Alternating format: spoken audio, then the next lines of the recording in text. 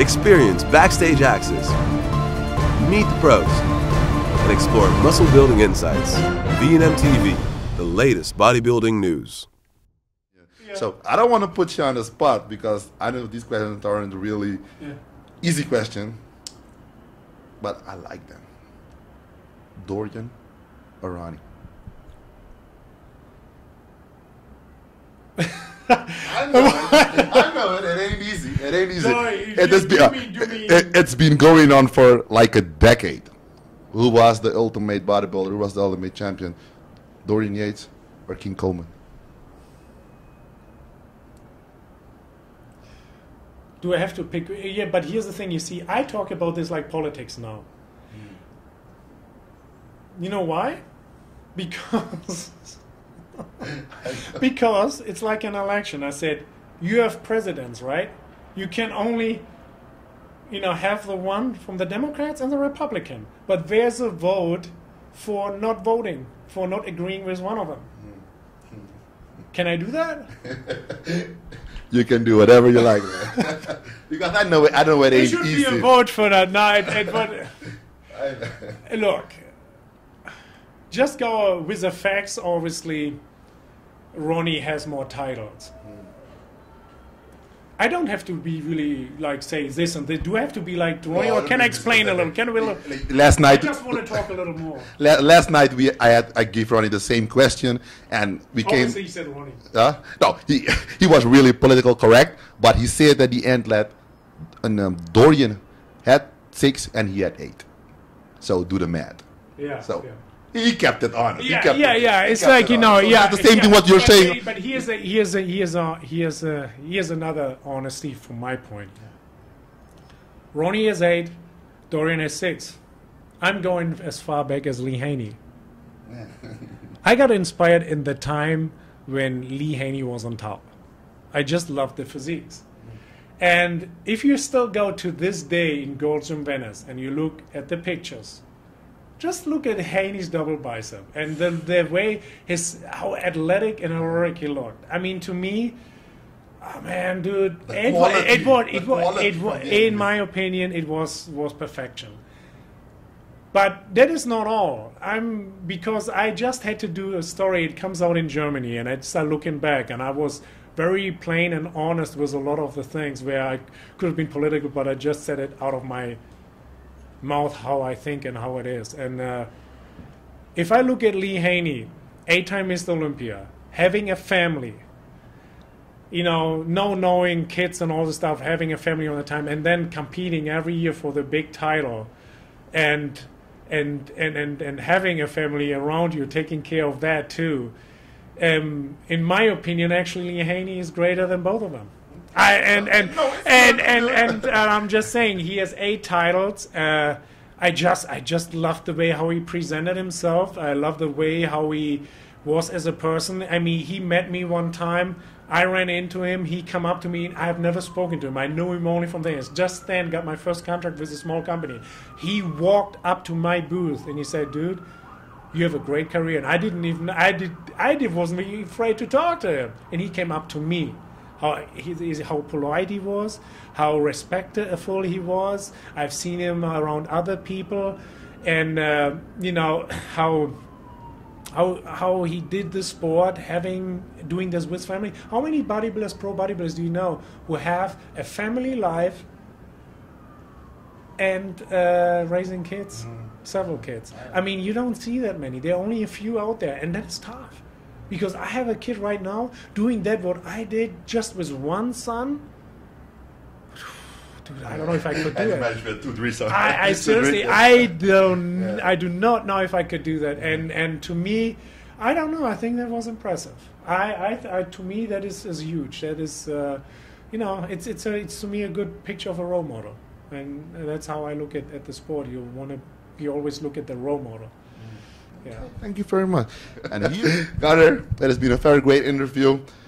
We conclude this episode of Meet the Pros. Hope you can follow us on the next show. Do you have any final word for your fans?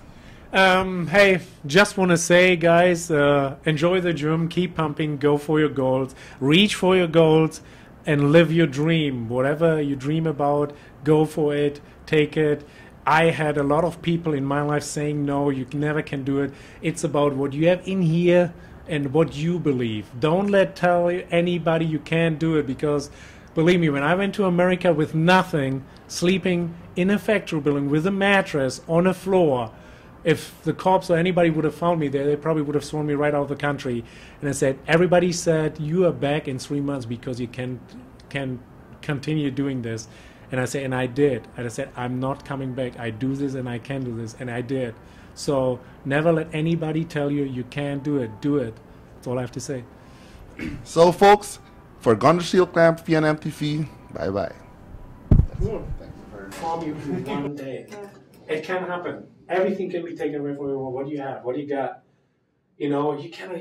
Nobody wants to see your attitude, dude. It's like, you know, you want the people who cheer for you then to come up the ranks. And I also say, always remember the people when you go up the ladder, because if you come the ladder down, you will pass them again. Have you seen the press conference yesterday? I just came in today, actually. Because the energy there was really different. Like, everybody was talking trash about each other. Really? Really. And it was, the speakers motivated us. But it was awesome. For fans, they like that was the thing of the day. Cool, yeah. Because bodybuilders nowadays, you know. But you know what? The lack of personality. Yeah, but you know what? That's what I said too. Is a problem. We look at in the past. There was a lot of trash talk. You know, I mean, like it delayed sometimes and so. But actually, funny thing is, on all of these Grand Prix, I went to a couple of them. Actually, the atmosphere backstage between the athletes at the Grand Prix after the Olympia was actually pretty cool. I don't know how is it today, but then actually sometimes it was cool because everybody was more relaxed. But before, the Olympia is weird though, with the Arnolds. When all the pre-judges are people on top, you know, it's funny. It's cool though. It's a good sport, man. Let's go. Do you have everything on you? Yeah, I have it. Okay. I'm coming to America, dealing with things I did. How you can lose it sometimes, I'll tell you that, man. I went through a lot of things. And after a while, you have to kind of always cover your butt and always cover your grounds, you know, because you never know what all of a sudden comes back to you. I know. In the beginning, it's kind of hard because you get photo shoots and you're so excited. I was the same way. And then you forget about certain things and you make, you know, vocal agreements. Guess what happened to me? I agreed to do a shoot for an ad campaign.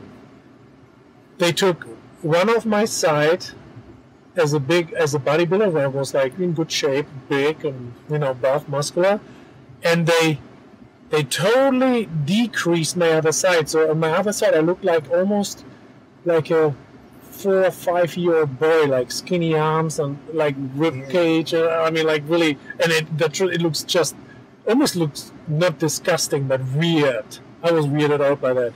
But it was for one thing. All of a sudden, I go in a car wash. I look at the postcards and stuff. Go look again. This picture ends up as a postcard, as a birthday card, and it says, "Hey, when you jerk off, you should switch arms." What? Because one arm was this. Yeah, I remember seeing that. I remember seeing that. And it's like, yeah, it is weird. And you see, I'm not happy about that either. But you know, you can't find anything about it because I tried to track that, and I couldn't. The company somehow there's nothing about the company on it. It's weird. I don't even know where it comes from. But it's a little strange. You have to be so careful. I know. Or just switch really arms. Disturbing. Yeah, switch arms. I know it's bad. You know, you should switch arms. Yeah. Terrible. Yeah, and then I had things ending up in a gay magazine. They took a picture, and all of a sudden I had a you know how that you can change everything. Photoshop, yeah, and they could pretty much Photoshop the posing themselves and attach the thing like. But that's a good thing. In a gay magazine. But you don't want to be. How did you find out about that? Actually, I got a call from a lawyer I used before for some lawsuits, yeah. And then there was another thing, and I didn't really know it. I just came fresh on board. And, you know, it's maybe to some people not a big deal, but you know, you just don't want that people get the wrong ideas. So I am, with my ex-wife, dressing as a Greek god, like, you know, with a thing right there, and going for Halloween. So we get invited, guess where we get invited? To West Hollywood. And so there's this big parade, and it's obviously a lot of, you know, all of a sudden you see really like naked butts and stuff. And I was here, this was my first time ever in California, and just start finding ground here. And I was said, what the hell is this? And I had a manager at the time who said, it was a woman, who said, oh yeah, it's okay, you know, it's like not a big deal, and that, okay. Yeah, I end up was surrounded from a lot of gay people. It's like in a gay magazine again. And I said, you know, and then, you know, and they were rude. I mean, it was rude because my wife was standing there. Yeah. She said, no, you get all the pictures. I mean, they went like her to this. And I said, oh, dude, don't do that. I said, you know what? I said, one more time, there's something wrong here. Yeah. I mean, they got really, really like weird about it, and I did not like that. It was strange. I just say that because nowadays you got even competition pictures. They can just end up in the side. The one picture with the thing. It was from a magazine. Yeah. They took a picture from a magazine and put it on the side. Yeah. So how would you say people could prevent that? You just the only thing you can really do if it's really bugging you, you kind of have a lawyer writing a letter. They have to take it off. They need to. If there's contractually nothing written down and you didn't sign a contract that they are allowed to do that, they normally can't do that, but people get away with it because how many times I don't go and look out for that? By the time it comes this year, they maybe you had already 2 years before. 2 years or something. They made so much money out of it. And it actually helped them, you know, but they get a warning, they get a letter, and then it's okay. Then by that time they can still take it off, you know. If they take it right away off, there's not really much you can do. You cannot go and say, well, you owe me and whatever, you know. But if they would keep on it, then you can really, you know, sue them. But if they take it off right away, I think you cannot even sue it. It's just weird. There's a lot of... You can't really know if someone is to be trusted until you work with them. I know. Or someone has to tell you. I had that happen many times. Oh my God. I gotta take it advantage of. Yeah, but you know, a friend of a friend of a friend of a friend of mine. Yeah, how many friends you have? Do you have a lot of friends? Yeah, I'm really good connect. No, his friends have friends, actually. And my friends have friends. You have only one friend, but your friend has a lot of friends. So, I know they told me something about that you might do the Masters Olympia. Really? Someone told you that? Yep. I even talked to the promoter today, Jarka. She already has Dennis James and a lot of people coming and that is true. With the press conference, a lot of people came out saying they would do it. Yeah, but you know what? Jarka was saying that for 3 years now and used my name to everybody that I compete there. But I never said that here. Okay. Just to be clear, Jarka didn't say that Gunter is competing. I just had an interview with Jarka about the Masters Olympia. No. A friend of me told me that. No. Gunter might be doing the show. She didn't, you see, she didn't tell you that, but I know for a fact because I was at a guest appearance in Russia, at Ekaterinburg with Sean Ray and Dorian Yates. It was a year and a half. No, wait a minute. 2 years almost ago. 2 years in October 2 years ago. So this is October 2 years ago. And then she was already talking. And they told me, and I asked her and I said, hey, Dorian, Jarka, right? Yeah. She contacts me all the time and says you're competing and showing you too at the Masters Olympia. No. Who told you that? And she said, no, I'm going to a seminar maybe, but I'm not competing. She told me you compete. She uses everybody's name, and then somebody told me that he heard I was competing there, and I said, I never said that. You don't even know. So anyway, but it's just to create the room, and everybody's talking and say, hey, maybe I'll do it. Because that's what for people think that the first time when they hear that, oh, maybe I should do it.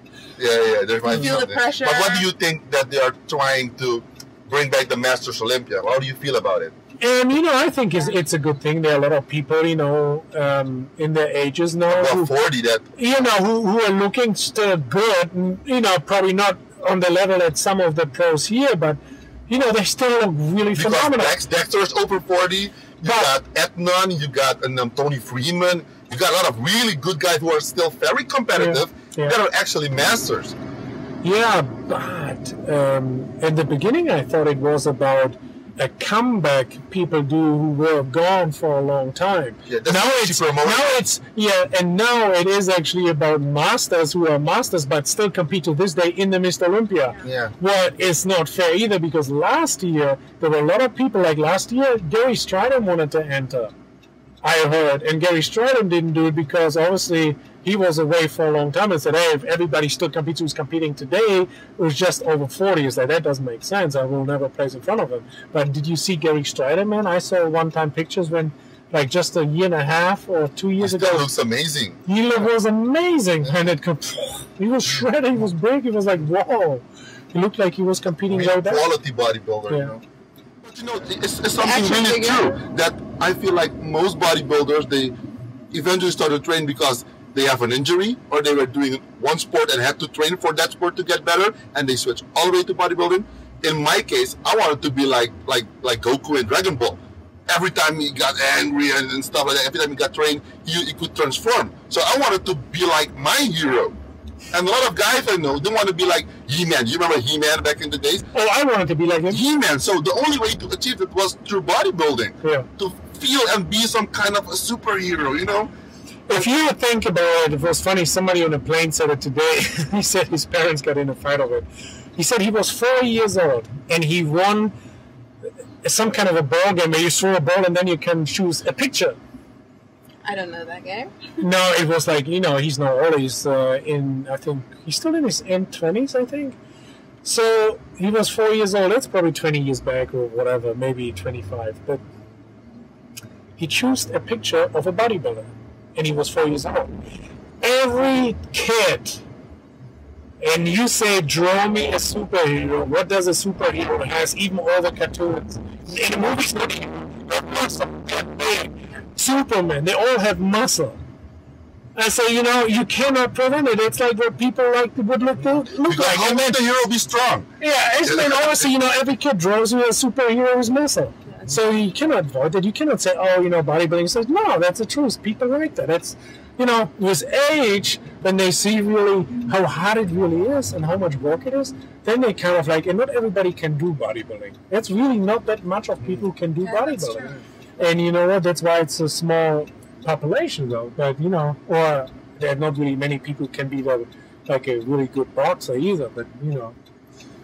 What do you think about the women's division? Because the guys want to look like the bodybuilders, but what about the women? I wasn't attracted to it, to be honest. I don't like women's bodybuilding. It's like in muscle, it's masculine, it's not feminine. What about the figure? The figure, always good, no.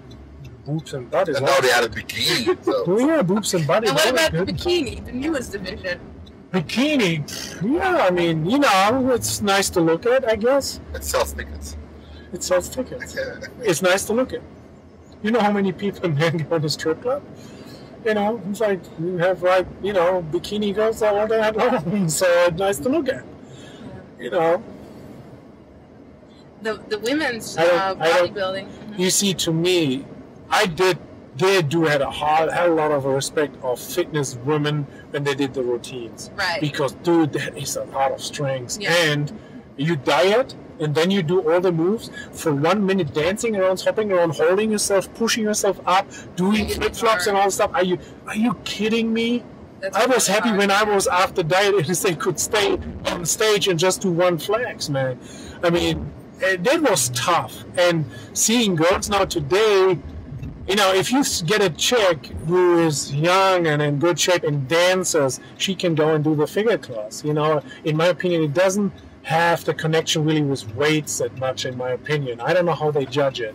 That's what I'm saying, you know. It's like, to me, it seems like they don't do that much of a diet, like really dying in and get shredded or stuff. That is actually hard. That is the hardest part about bodybuilding, you know, getting that tight and getting the muscle out, the striations, you know. for girls that's not attractive, you know. You can just look at the figure there, you know, but then you have the figure girls, now they're the bikini girl. So what do you judge at a bikini girls, butt and boob, or what do you judge, you know? I mean, yeah, that's really what it is, you know. I don't know, it's It is hard. I guess they try to move it towards something that women do want to look like. So maybe that's why they kept changing it. And yeah, but then again, you know, don't you have the figure girls already for that? But I guess a lot of girls really don't want to look like that. So I just think, and you know, you look how the figure girls when they started out, they used to be all smoother, and the fitness girls were harder. Now all of a sudden, the figure girls look like the fitness girls, and the fitness girls used to look like the bodybuilding women, like Corey Anderson. That was attractive. I said, wow, that women look good. All of a sudden they become more and more. Where does it end? You see, again, there was a step too far. It was just too far. It was pushed too far. But that even happens also with men bodybuilding. When you compare it, the men, they get bigger, and then they have to have striated glutes.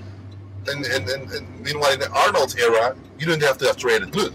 No. So with every sport, even it's male or female, it gets pushed and pushed. Yeah, up to the limit, you know, to the max, to like really get all of it, you know. I just hope, you know, that people are smart and stuff, because I just see a lot of guys, man, when, you know, your frame is only that big. And the thing is, you can fill your frame out. And there's a time where the muscle, you cannot let your muscle constantly grow and grow, because it cannot happen, because then you will look like a Hulk. And if people try to do that, every time what I see only is they were so big already, and you say, man, there's really nowhere where he can go. When he brings it in really tight, he has everything. Like, he's so thick. And they come, oh, I'll be bigger next year. For what, you want to be bigger? Yeah. And then they come in, they're not really bigger. It's just they're thicker here. Yeah. You know what I mean? They're just thicker in their waist, and they're not bigger. They think, oh, I'm 5 pounds heavier. You're not in your muscle, in your waist. Yeah. And you can see that on stage. And then, you know, it's like, and I see some guys, when they go back to a little tighter look, it always comes in better. It always looks better, you know? It's like the lighter weight, they look more conditioned. Yeah. But nowadays, it's all about the weight. Everybody wants to say they're 260 pounds. Yeah. But you know what? Here's the thing: if you have somebody, you know, if you're 6'2", it's okay. But if you're 5'8", it's just too much, man. Your frame doesn't carry that well. You know, you look like a square. You know, I do. Square bodybuilders. Today we were at the expo, and they're actually doing the female bodybuilding at the expo. You should do it. What? You want to do female bodybuilding? Hell no. That's why she has all the. I saw that idea. I saw I see some interest there. Maybe you want to do it. I think you have good genetics. You might want to do it. You're already way too much muscle, so you might. She does have good genetics. That's a fact. Yeah. So what do you what do I? Countryman. Like what race? What race? Yeah. Are you like Puerto Rican, Cuban? No, my mom is Dutch. Okay. And my father, his Jamaica? parents are both from the islands. Okay. Yeah, that's what I kind of So mean. different islands, but yeah. Cool. And I'm Chinese. You're half Chinese. Half Chinese, right? You see the eyes? It's all in the eyes, man. I'm actually, my dad is Chinese, and my mom is black. So I'm a Blackanese. You know? Ever heard of a Blackanese? Oh man! That's actually a line I stole from a movie. The real fans know what I'm talking about. It's a line I stole from the movie. You stole a lot of stuff from the movies. Because I'm probably the biggest movie fan on the planet. Me too. But you know what? I do have to say. You know what? I really love what Stallone sometimes does with his movies. Stallone is smart, in my opinion. Yeah. You know, the things he always has a thing in there that really teaches you about life. Right. People download. Did you see when was it, Rocky 6? The latest one? The latest one we did when he has that conversation with him on the street with his son? Dude, that is the most motivational thing I've ever seen in my life. You know, the same as in Rambo. It's always a thing like, hey, it's worse to die for something instead of living for nothing. Exactly. You know, so you have to fight sometimes for your right and all this stuff, and even if you die for it. You know, there's certain things, and you know what, it really makes sense. You can live your whole life in misery, what a life is that? Or you try to fight for it, and then you live like you want to live. You don't know how that ends. You never know this, but as soon you will not know if you take advantage of it and try to fight for it. Because if you stay there and never try, you don't know. But if you try, at least you know. You know. You know, and that is always the difference. You know, you need to really people always like. I think our parents, my parents were that way. My dad, you know, for instance, he always wanted that all his sons do labor work. He did it. Everybody needs to do that. And then when I jumped out and wanted to do something different, he didn't want to let me do it. I had to really fight for it. And my uncle said, hey, you know what? You need to, you know, let him go. You know, maybe something comes out of it. And all of a sudden, when I then won the first time the junior world championship after 20 years of it, all of a sudden it came like, you know, it's like my father all of a sudden lightened up and lived through that. But before, he would not dreamed about it. He said, oh, no, dude, you know what I mean? It's like... But isn't it hard?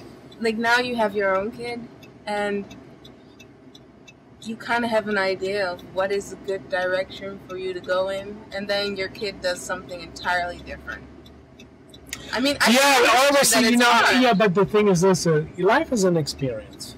You have to understand, I believe, and Alan's a good friend of mine, and that's something I could talk a whole day about. You know, we've been here in one place. What does happen to our body? Everybody's so afraid of dying, you know, because you think, oh my God, you go to hell, you go to heaven. That's all people think about it. What is if you move to something on that's so freaking great? You don't know, right? That's how I thought about it. You see, but here's the thing. We have something that comes up and lives, blooms, and then it kind of vegetates. Yeah. And you know, think this is an experience in a human life form we have. That's all it is. And you make your experience as a human being. That's all it is. But it's an experience with an ego. So the ego tries to cling on to this body that is deteriorating. Yeah. I mean, I can tell you stories. I have a friend, and we had some deep talks, and he actually really sad. He was gone. So I'm saying, I'm hoping on the other side he saw a cop standing next to the car, lift his head and said he's dead. Wow. He was like pulled away. And he said he has only one person he met ever who happened the same. He never talked about it because people think right away you're freaking crazy, you're a nutcase. And that really kept him away. But you know, I'm telling you, I could talk about this all day. Me too. Even though I don't have it, I haven't experienced it. I said, but there is something about it. You know, people are always so afraid you live forever, and I said it's the worst thing that ever can happen if you live forever. Dying might be the most beautiful thing you've ever experienced. You never know. No, because somebody said, what it would be if you could live 500 years old is possible. And I said, can you imagine what life would be when everybody will be 500 years old? We would kill each other. Yes, definitely. That's what's happening. So you cannot have that happen. There wouldn't be enough room on this planet. Can you imagine everybody was 500 years? I said, what is wrong with you people? You know, he said, you don't want to get sick, but, you know, you shoot each other because, you know, there's no space left. Wait a minute, let me out, man. Anyway, good talk, guys. Yeah, It was really nice. Thank you very, very much. Don't forget your shirt for your wife. Oh, man, yeah. I just put it on it and take it off. Thank you so much. It was good to meet you. Thank you. I hope I see you guys again soon. Maybe I come out to Holland. Let's make it happen. I sent you the email and keep me updated, whatever you know. Yeah. Cool. Bye-bye.